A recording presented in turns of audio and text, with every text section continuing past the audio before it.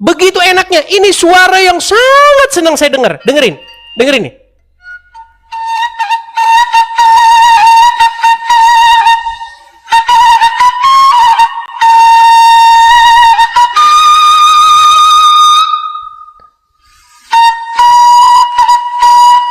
Apa nggak mantap sekali itu? Suaranya mantap sekali, enak bener. Sambil makan daun-daunan begitu kan ya? Apa nggak begitu enaknya di desa begitu? Nah itu sama Muhammad diharamkan. Haram itu kata Muhammad. Coba silakan tanggapanmu. Oke. Anda narasi lebih kurang setengah jam, saya nggak ada saya timpa-timpa. Silakan. Saya tahu diskusi gimana gitu ya kan. Gini Des, yang pertama aku bilang, aku bukan bilang musik itu halal atau haram, itu versi ulama. Pertama, kami harus patokan ulama. Kenapa? Karena kami nggak ada ilmu. Pertama. Yang kedua, aku heran. Ote ini kalau ada bertanya, ada nggak di mana Nabi Muhammad sunat? Di hadis. Oh jangan hadis. Aku ada Lari hadis. kemana-mana sih? Ini kan kok lari ke sunat sih? Sebentar. Yang kita bahas itu adalah musik, haramnya musik. Ya, bertanya aku unek-unek dulu sebentar. Ah, silakan. Takut sekali ya Anda saya ngomong. Silakan. Misal begini, sunat di mana hukumnya? Ada sunat di mana? Ada di hadis. Oh nggak bisa hadis, Al-Quran. Al-Quran. Sementara Anda hadis terus Anda tanya. Apa Al-Quran ada lagi kelemahannya begitu? Udah sempurna gitu, maka Anda menjadi kelemahan Islam hadis. Baik. Kalau merujuk kepada hadis yang saya baca tersebut, jelas nggak di situ bahwa Muhammad mengharamkan alat musik? Hadis kan? Hadis. Iya, menurut hadis tadi jelas atau tidak Muhammad mengharamkan alat musik? Ya. Jelas kan? Lanjut. Berarti seruling Sunda yang merdu itu diharamkan sama Muhammad, betul nggak?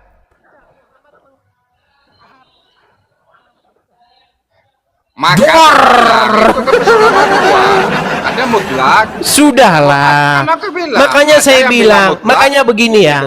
The Rock Muslim, dengar bro, The Rock Muslim. Saya kan bilang begini. Kalau kamu benar-benar sungguh-sungguh belajar hadis, saya kan sudah pernah bilang 6 bulan yang lalu, sebentar lagi kamu akan telepon tukang loak. Bro, tolong dulu angkat hadis-hadis ini dari rumah saya. Kan sudah saya bilang, hadis-hadis itu memang membawa petaka dan membawa bencana. Karena apa? Karena isinya bikin muslim saling bunuh satu sama lain. Karena apa? Dengarkan pesan saya, ini saya serius ya. Pesan saya begini. Al-Quran memerintahkan, berimanlah kamu kepada kitab-kitab yang datang sebelum Al-Quran. Tetapi umat muslim malah beriman kepada kitab-kitab yang datang sesudah Al-Quran. Apa itu? Kitab-kitab hadis tadi. Akhirnya apa? Akhirnya umat muslim menuju kepada kesesatan. Aku ngomong ya, kita diskusi. Silakan. Anda bilang Islam harus beriman, jangan beriman setelah kitab Al-Quran itu masuk Anda, karena Al-Quran itu kitab terakhir. Anda tahu masuk kitab itu enggak? Alkitab itu firman Tuhan, maka kitab itu Taurat, Injil, Zabur, Al-Quran. Iya, kenapa kalian tidak beriman kepada Injil? Kenapa umat muslim tidak beriman kepada Injil? Malah beriman kepada hadis-hadis tadi yang mengharamkan suling Sunda haram, suling Padang haram. Padahal enak-enak itu suling-suling Padang juga kan. Ini oke, aku jawab. Katanya Anda tuh sarjana, tapi aku menjawab Anda nggak nyambung. Peristiwa lama, ada bilang haram mutlak, ada bilang haram kalau itu sifatnya maksiat. Bagaimana mungkin ini masih menimbulkan multi tafsir? Ada pembantahan di situ. The Rock Muslim, hadisnya sudah begitu jelas loh. Muhammad menyumpal telinganya. Dengar, Muhammad menyumpal telinganya ketika dia mendengar suling. Muhammad berkata, diharamkan alat musik. Alat musik diharamkan. Apalagi musiknya, apalagi dibunyiin. Alatnya saja sudah diharamkan, apalagi dibunyikan. Ini sudah begitu jelas. Tahu nggak kenapa ada ulama-ulama yang masih mentolerir itu? Karena apa?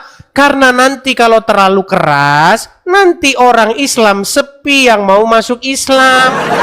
Ahmad Dhani keluar dari Islam. Terus siapa itu? Yang gitaris yang dari Padang. Siapa? Ustadz Dery. Ustadz Dery nanti keluar dari Islam. Jadi supaya nanti umat tidak berkurang. Boleh dikit lah. Itu. Saya ngerti. Tidak mungkin kebenaran itu bersifat seperti itu. Abu-abu. Ini deh. Kan aku bilang, bentar. Dua pasti ulama bilang musik itu mutlak. Kalau kita ikuti pasti ulama gitu ya udah ikuti aja. Itu kan ulama. Mana lebih tinggi ulama sama Muhammad? Ya dosa tanggung masing-masing kan begitu. The Rock. Yang paling penting itu ulama atau Muhammad? Yang paling tinggi. Tinggi Nabi Muhammad. Oke, Muhammad berkata haram nggak alat musik? Oke.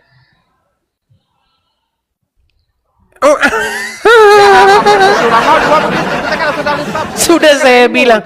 Sedangkan di dalam Bible, dengarkan ya, gini. Di dalam Bible, pujilah Tuhan dengan gendang, dengan kecapi, dengan seruling.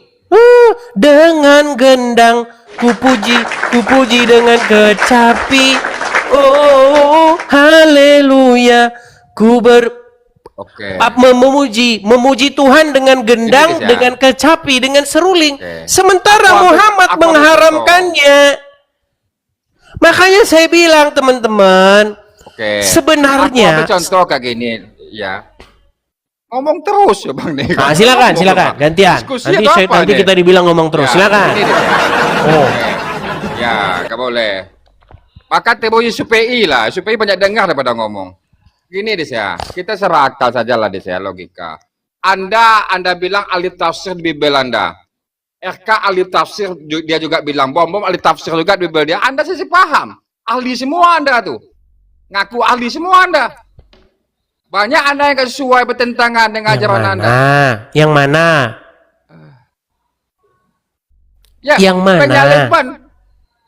Ajaran. Kan sudah saya bilang kemarin. Siapa yang berkehendak tenang? Anda kan ingin membandingkan. Oke, baik. Saya jawab ya. Saya jawab. Gara-gara di Muslim ada perdebatan, perbedaan pendapat, saling bunuh, saling apa. Terus dia ngomong, gimana dengan Kristen? Gimana dengan kamu dengan bom-bom? Kok saling berbeda? Dengarkan. Pada waktu itu saya bilang, beda. Yusuf, saya mengaku, kan giliran mau dijawab, dianya ngomong terus kan? Anda mengaku ahli. Anda ahli. Giliran ahli, bom-bom ahli. Giliran mau dijawab, kamunya. Silakan. Baik, dengarkan. Kalau ada yang bertentangan, berarti ada yang benar, ada yang salah. Setuju? Kalau ada ulama yang bertentangan, berarti ada yang benar, ada yang salah. Betul? Tidak mungkin benar dua-duanya. Pasti kedua-duanya ada yang salah. Atau gini. Tahu. Ini kemungkinan ya, gini. Kalau dua-duanya salah, itu bisa terjadi. Dua-duanya benar nggak mungkin. Dua-duanya benar tapi berkelahi itu nggak mungkin. Yang kemungkinan itu satu salah, satu benar, atau dua-duanya salah. Nah, sekarang begini. Pada waktu itu saya berdebat dengan Yusuf PI. Pada waktu itu yang nonton 45.000 orang. Yusuf PI bertanya kepada saya, apakah iblis mengapa iblis telah berjasa di dalam agama kalian? Dia bilang begitu. Berjasa bagaimana? Dari mana jalan ceritanya dia berjasa? Bukankah dia berkata bahwasanya iblislah yang merencanakan penyaliban Yesus, iblislah yang berkehendak untuk membunuh Yesus? Betul. Justru karena itulah dia tidak berjasa. Loh, tetapi kan dari situ kalian jalan keselamatan. Iya, makanya jalan ceritanya Saya balikkan dengan bagaimana Muhammad diracun. Perhatikan, dengarkan. Ini saya itu harus menjawab Muslim dengan apa yang dia pahami. Dengarkan. Di dalam riwayat, Muhammad itu diracun oleh seorang perempuan Yahudi. Setuju?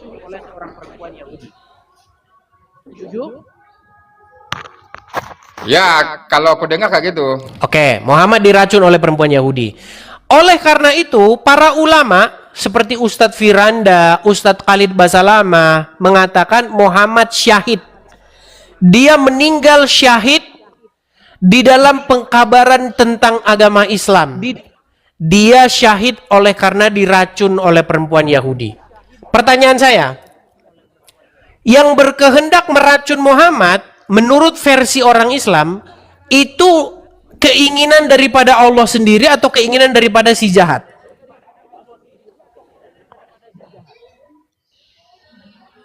Itu ya nggak tahu lah kok. Nah, yang nggak tahu katanya saya itu. Jadi saya bisa jelaskan begini. Ini saya balikkan ya kepada orang Islam. Gini, yang berkehendak untuk meracun Muhammad itu adalah musuh orang Islam. Tidak mungkin orang Islam ingin meracun Muhammad. Pasti dari musuhnya Allah. Nah, tetapi menurut agama Islam, justru Muhammad ketika meninggal, dia syahid, dia masuk surga. Menurut orang Islam, walaupun Al-Quran nggak ada bilang begitu. Pertanyaan saya, apakah di situ orang yang menjadi musuh Islam itu, perempuan itu, berjasa membuat Muhammad syahid? Berjasa nggak dia menurut Anda?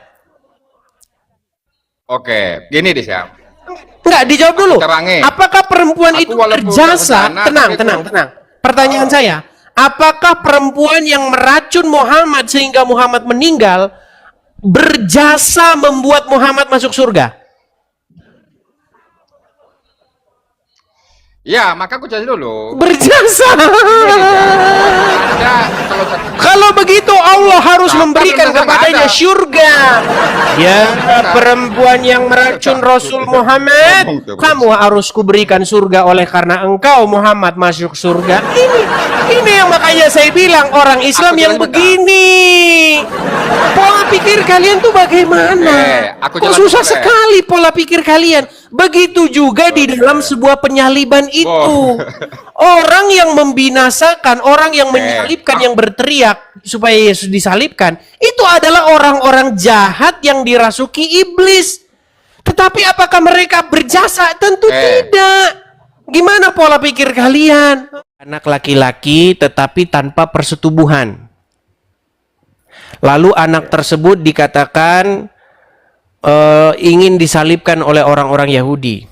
Nah, tentu saja itu merujuk kepada Yesus, tokoh sejarah Yesus.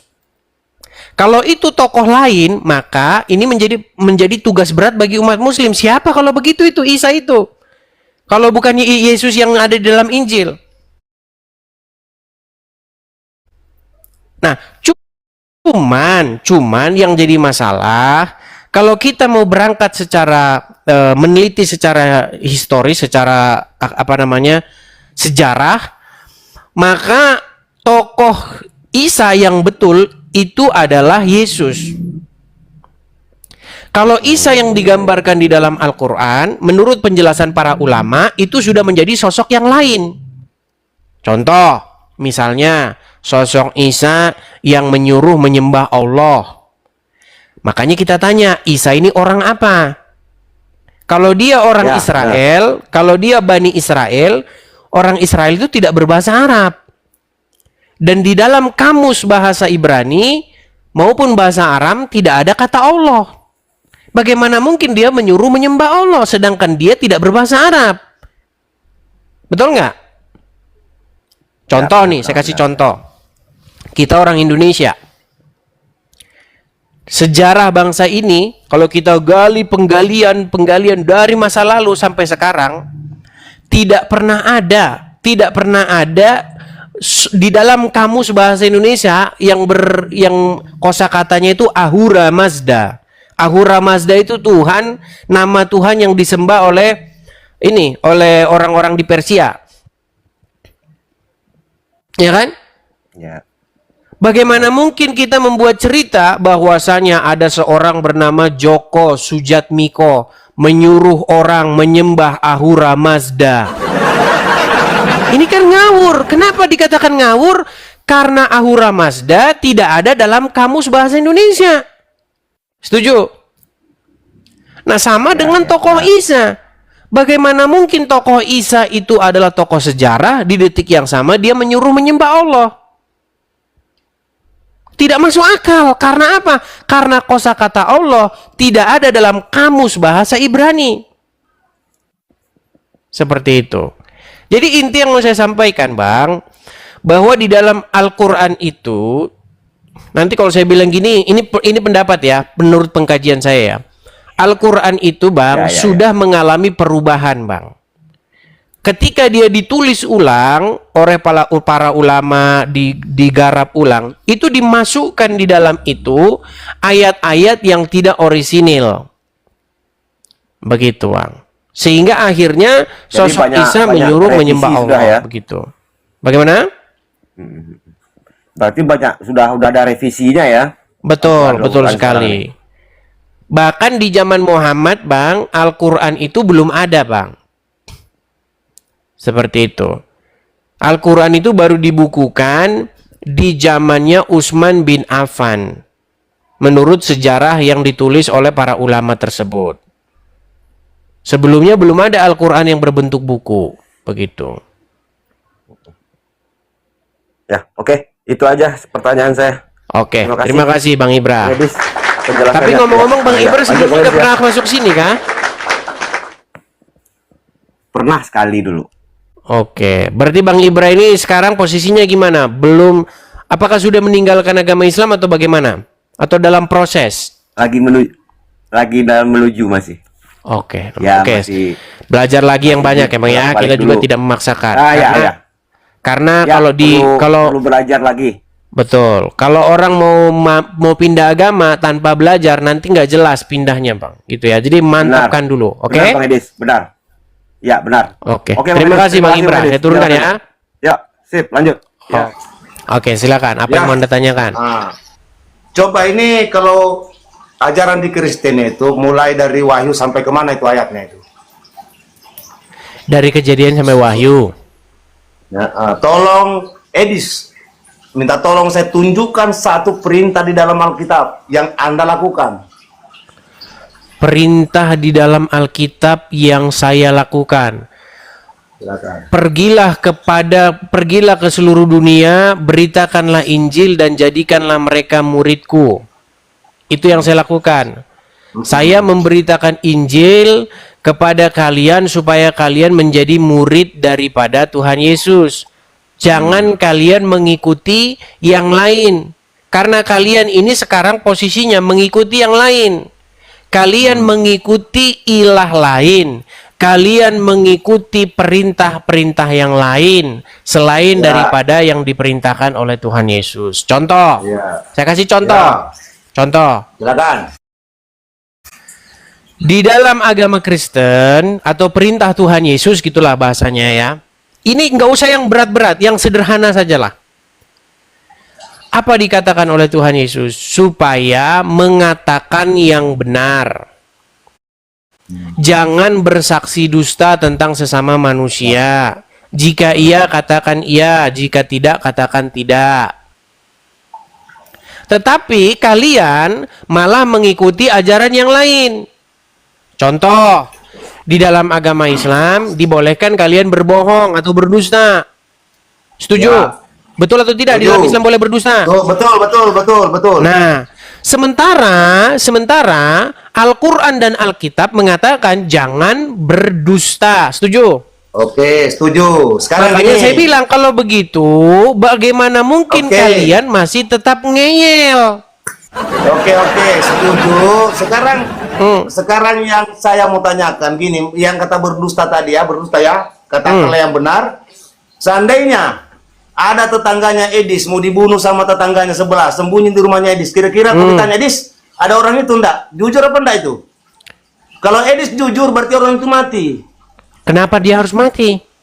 Ya kan ada yang nyari bahwa mau dibunuh ke begitu Ya ketemu gampang dibunuh. saja, telepon saja polisi. Ya kamu tunggu sini dulu, tenang. Kamu tenang sini. Biar saya telepon polisi. Kenapa saya harus berbohong? Islam itu bang boleh berdusta dalam keadaan yang benar. Boleh berdusta. Baik.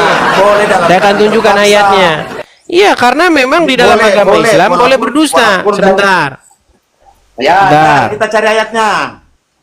Boleh. Ada bang, ada itu. Kalau dalam keadaan terpaksa bang. Ya. Baik.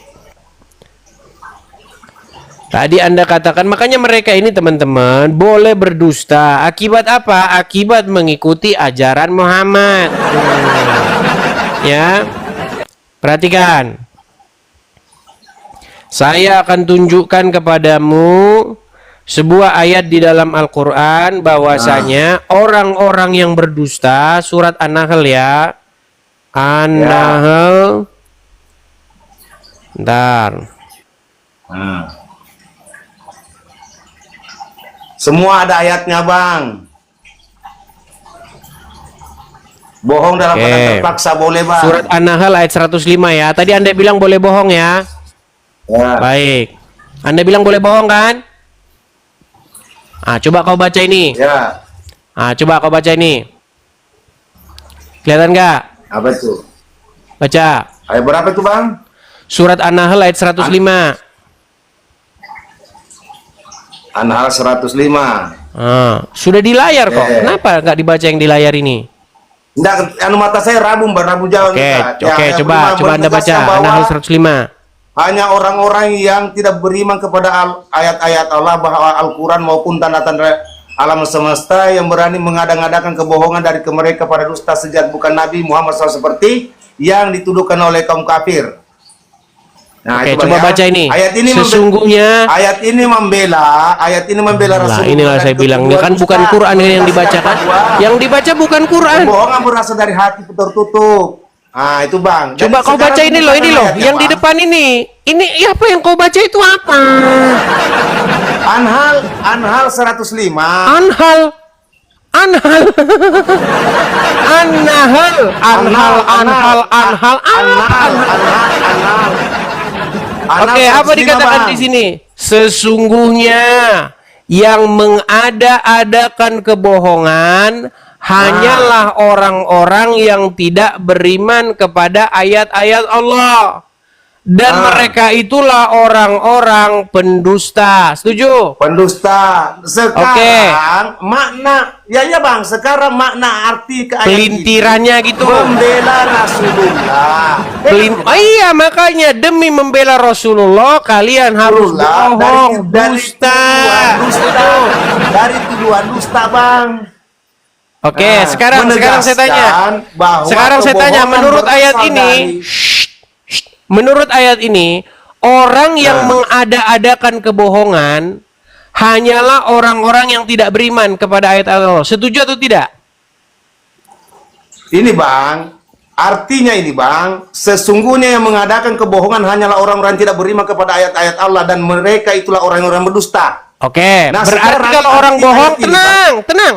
Kalau orang bohong, mengada-adakan sesuatu, ngarang-ngarang cerita, menurut Al-Quran orang-orang tersebut beriman atau tidak? Tidak beriman, cuma ada karakter dia dikatakan berbohong. Ada dijelaskan di sini. Sulit sudah. Oke, sekarang. Makanya saya bilang sekarang gini, teman-teman, Bang.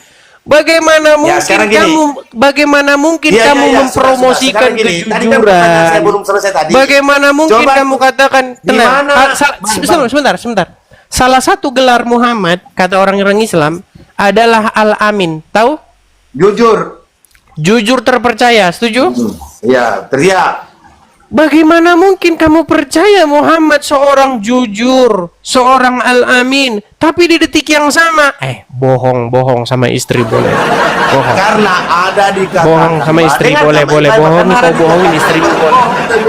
Berbohong demi, jangankan berbohong bang, makan makanan haram saja. Bang. Kalau keadaan terpaksa, Kalau keadaan terpaksa Ini itu halal. penonton sendiri, kalian dengarlah kalian, wahai kaum muslimin wal muslimat.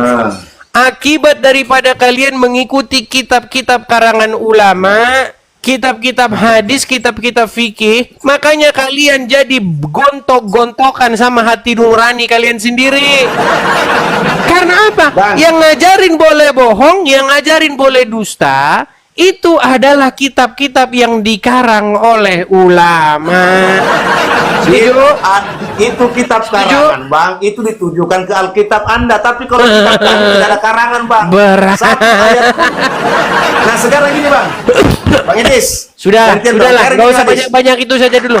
Kau renungkan saja Coba. itu dalam hatimu. Coba tunjukkan dulu. Hairil, Di mana, Bang? kau melaksanakan renungkan itu di dalam perintah hatimu. Injil, Nanti perintah kalau kau sudah Alkitab. sadar, baru kau naik lagi di sini. Jangan